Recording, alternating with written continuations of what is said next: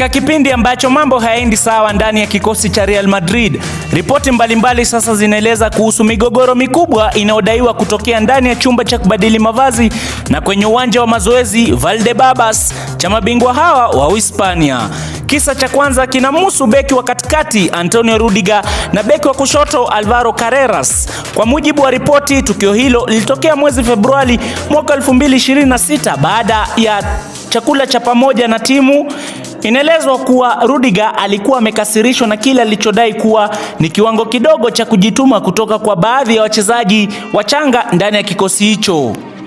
Mjadala mfupi baina yao uligeuka kuwa kwa hasira, hali iliyosababisha Rudiger kudaiwa kumpiga konde Carreras. Ingawa hakuna majeraha yaliyoripotiwa, tukio hilo linaweza kuwa moja ya matukio mazito ndani ya vyumba vya kubadili mavazi vya klabu hiyo katika siku hivi karibuni. Katika tukio jingine ambalo limeibua mjadala mkubwa kote mtandaoni, viungo wakati Federico Valverde na Aurelien Tchouameni wanadaiwa kuingia kwenye mtafaruku mkubwa uliotokana na mazoezi makali kwenye uwanja wa mazoezi wa Valdebebas mnamo Mei 6 mwaka 2026. Ripoti zinaeleza kuwa mmoja wao alimchezea mwenzake faulo ngumu wakati wa mazoezi, jambo ililoanzisha mabishano makali yaliyoendelea hadi ndani ya chumba cha kubadili mavazi. Mvutano huo unaelezwa kudumu kwa siku 2 mfululizo, huku Valverde akidaiwa kumtuhumu Tchouameni kwa kuvuja kwa taarifa za ugomvi huo kwa vyombo vya habari.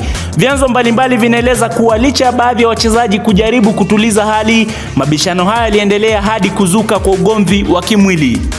Katika mvutano huo, Valverde anaripotia kuumia kichwani baada ya mtafaruku huo, hali iliyomlazimu kupelekwa hospitalini. Hata hivyo, Valverde alitoa taarifa kupitia ukurasa wake wa Instagram akikanusha madai kwamba walipigana moja kwa moja, akieleza kuwa jeraha lake lilitokana na ajali ya kugonga meza wakati wa sintofahamu hiyo. Baada ya matukio hayo, mkurugenzi mkuu wa klabu hiyo Jose Angel Sanchez aliitisha kikao cha dharura na kikosi kizima, huku hatua za kinidhamu zikichukuliwa dhidi ya wachezaji hao wawili.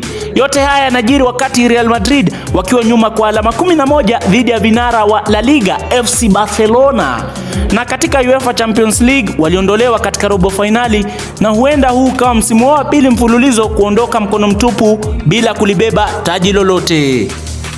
Sasa macho yote yanaelekezwa kwenye pambano kubwa la wikendi hii ya tarehe 10 Mei dhidi ya watani wao jadi FC Barcelona katika mchezo maarufu duniani wa El Clasico. Swali kubwa likibakia kuwa, je, Real Madrid wataweza kuzima moto wa ndani kabla ya kukutana na Barcelona, au presha ya matokeo itaendelea kupasua timu hiyo vipande vipande?